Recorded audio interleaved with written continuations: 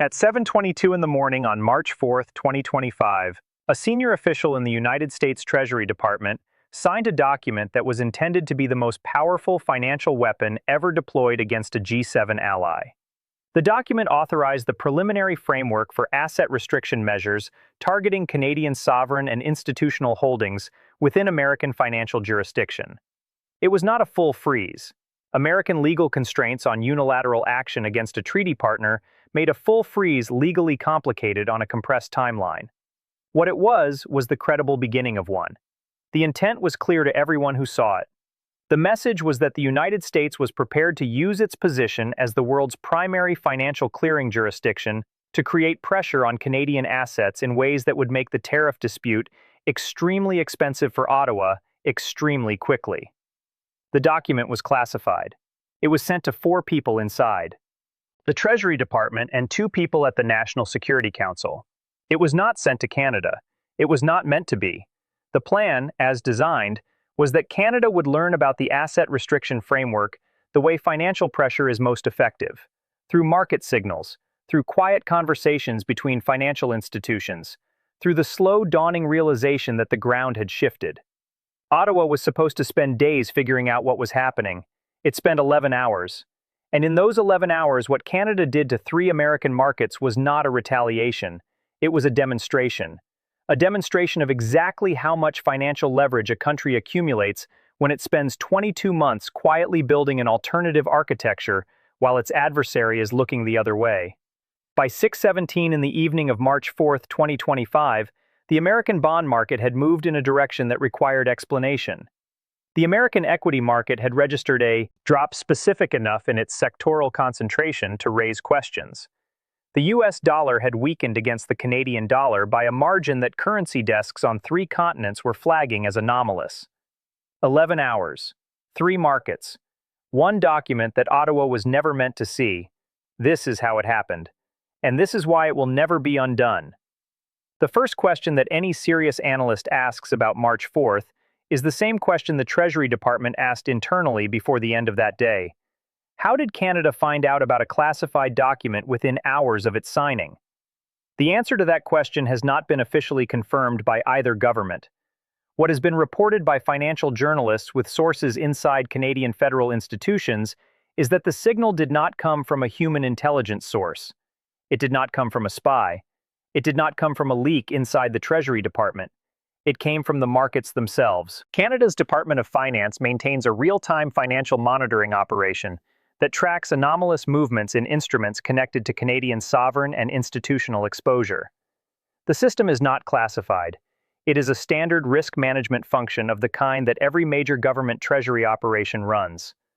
What made the March 4th signal detectable was that the preliminary asset restriction framework, even before any formal implementation, had caused American financial institutions to begin quietly adjusting their exposure to Canadian counterparties. Not dramatically, not in ways that would have triggered public reporting thresholds, but in ways that were statistically anomalous when measured against the preceding 30 days of baseline behavior. 3 separate Canadian financial monitoring systems flagged the anomaly between 9:45 and 10:12 in the morning. By 10:30, the Bank of Canada's senior deputy governor had been briefed. By 11 o'clock, the call had reached the Prime Minister's office. By 11:15, a meeting that had not been on anyone's schedule that morning was underway in a conference room on the 5th floor of the Langevin block in Ottawa. The people in that room had been preparing for a moment like this for 14 months. The plans on the table had been written. The counterparty relationships had been established. The legal opinions had been obtained. The execution protocols had been rehearsed in scenario planning sessions that most of the participants had treated as theoretical exercises right up until the morning they were not theoretical anymore. The only variable on March 4th was timing, and the timing was now. To understand what happened next, you have to understand what Canada had built over the preceding 22 months, and why the existence of that infrastructure made the 11-hour response not just possible, but inevitable. When the Trump administration first signaled its intention to use economic pressure against Canada in late 2024, the conventional analysis in American policy circles was that Canada's financial integration with the United States was so deep, so structural, and so long-standing that meaningful retaliation in the financial domain was simply not available to Ottawa on any practical timeline. The dollar dependency, the bond market exposure, the equity market integration, the clearing infrastructure that ran through American systems. These were described as permanent features of the continental financial relationship. Permanent features cannot be deployed as weapons on short notice. That analysis was accurate as a description of where Canada had been. It was not accurate as a description of where Canada was in March 2025. The 22 months between early 2023 and February 2025 had been used, systematically and quietly, to reduce Canadian dependency on American financial infrastructure at the margin, not to eliminate it, not to replace it, to reduce it sufficiently that Canada had options it had not previously had, options that could be exercised in hours rather than months, options that were legal, deniable, and precisely calibrated to produce market effects without triggering the kind of formal escalation that neither government wanted. The infrastructure existed. March 4th was the first time it was used in a live situation, and it worked with a precision that surprised even the people who had built it. In the next 90 seconds, you will see the exact sequence of moves Ottawa executed in those 11 hours, and why each one landed harder than the one before it. The first move took 40 minutes to execute, and it targeted the American bond market with a precision that only becomes fully visible in retrospect. Canada is a significant holder of United States Treasury securities.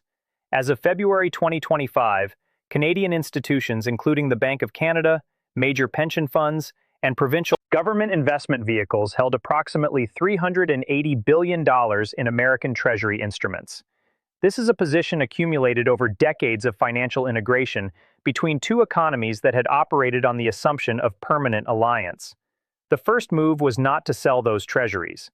Selling $380 billion in treasuries would have been catastrophic for both markets simultaneously and would have been legally challengeable as market manipulation. The first move was more precise and more devastating in its signaling. At 12:47 in the afternoon, the Bank of Canada's Investment Operations Desk, acting under authority delegated by the governor, began executing a series of transactions that shifted Canadian institutional treasury holdings from long-duration instruments, the 30-year bonds that governments use to signal long-term confidence in a counterparty, into short-duration instruments, the 3-month and 6-month bills that are held for liquidity rather than commitment. The total notional value of the shift was $62 billion. Not a single American Treasury bond was sold. But the message that shift sent to every bond desk in New York, London, and Tokyo was unmistakable. Canada was shortening its duration exposure to American debt. In bond market language, that means Canada no longer trusts the long-term stability of the counterparty. When a G7 central bank shortens its duration exposure to your sovereign debt, other institutional investors do not wait for an explanation. They adjust their own positions to account for the signal within minutes. By 2:15 in the afternoon, the yield on the American 30-year Treasury bond had risen 7 basis points. 7 basis points sounds technical. On a market measured in trillions of dollars, 7 basis points represents $47 billion in notional value movement. The bond market had registered the first hit, and the Treasury Department official who had signed the classification document at 7:22 that morning was receiving his first phone call, asking whether anything had changed in American policy toward Canada that he could speak to. He said nothing had changed.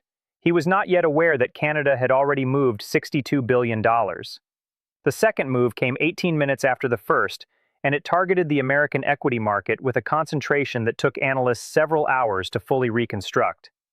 The Canada Pension Plan Investment Board, the Ontario Teachers' Pension Plan, and the British Columbia Investment Management Corporation collectively represent some of the largest pools of institutional capital invested in American equities anywhere in the world.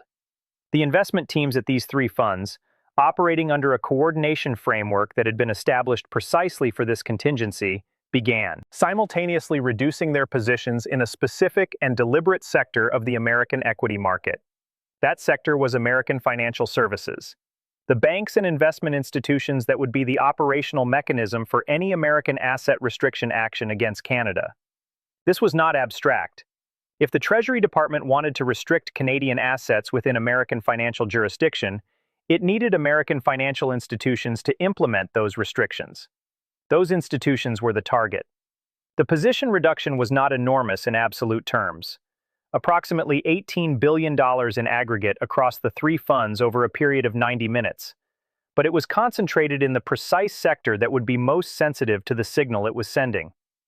Concentrated selling in a specific sector during a session with no public news catalyst does not go unnoticed on any serious trading floor.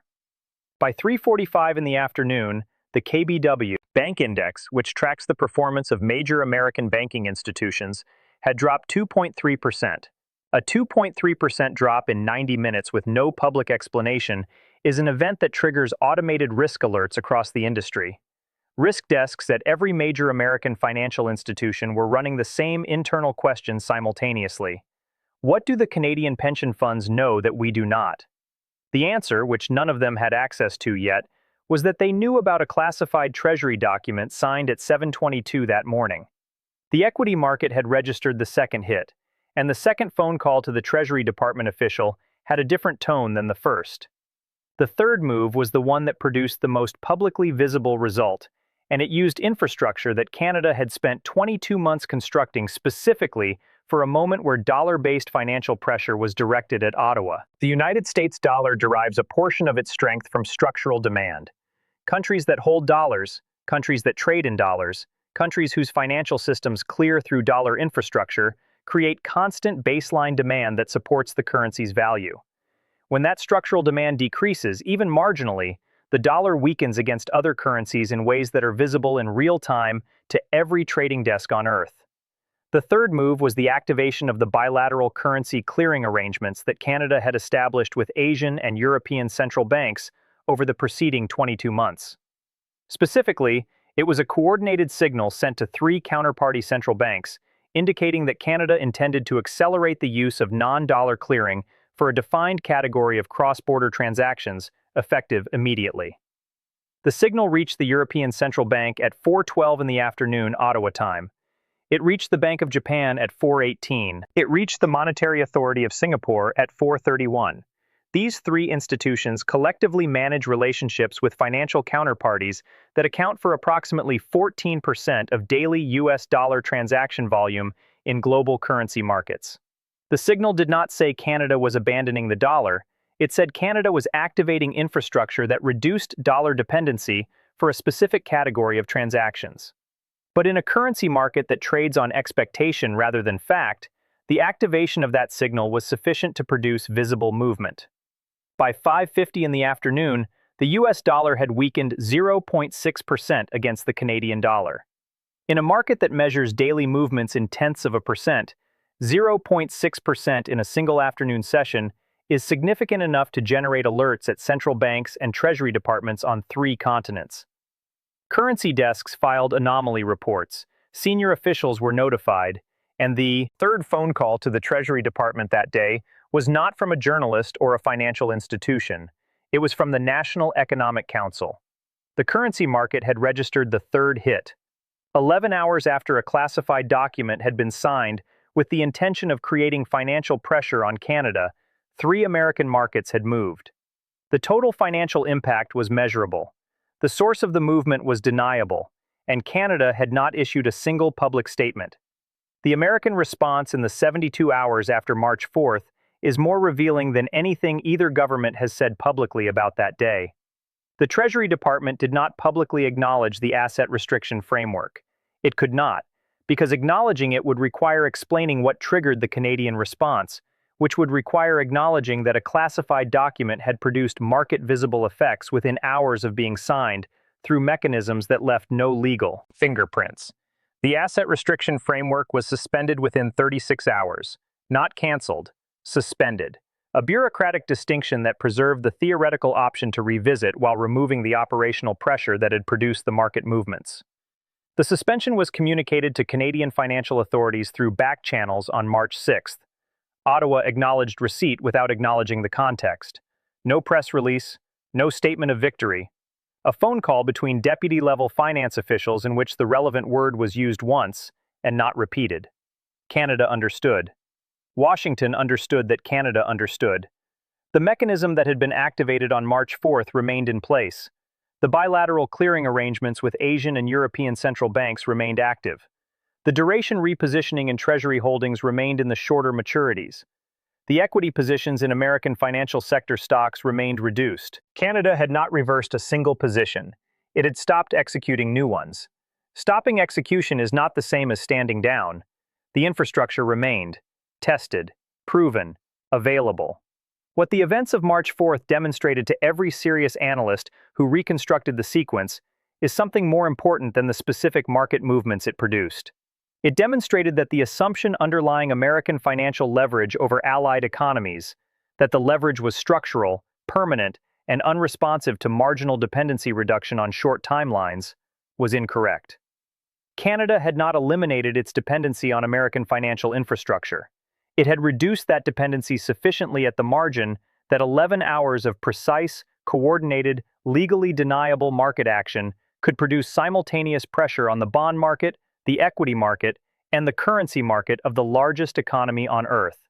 That capability does not disappear when the specific dispute that triggered it resolves. It remains. It has been demonstrated. It is known to exist. And its existence permanently changes the calculation that any future American administration must make when it considers using financial tools against Canada. The document signed at 7:22 in the morning of March 4th was intended to be a threat. By 6:17 in the evening, it had become a case study in what happens when a threat is met by a capability that was not in the threat assessor's model. The model had been built on 20-year-old assumptions about Canadian financial dependency. Canada had spent 22 months quietly updating the reality that the model described. The gap between the model and the reality was 11 hours wide. And in that gap, on a Tuesday in March in a conference room in Ottawa, where a meeting that had not been scheduled was called at 11:15 in the morning, 3 American markets moved. The capability that moved them is still there: legal, patient, calibrated, quiet, exactly the way Canada prefers to keep the things that matter most. At the 50th parallel, one step north of where everyone assumed the real power ended, the infrastructure waits, ready for the next document signed at 7:22 in the morning by someone who did not know what Ottawa had built while Washington was looking the other way.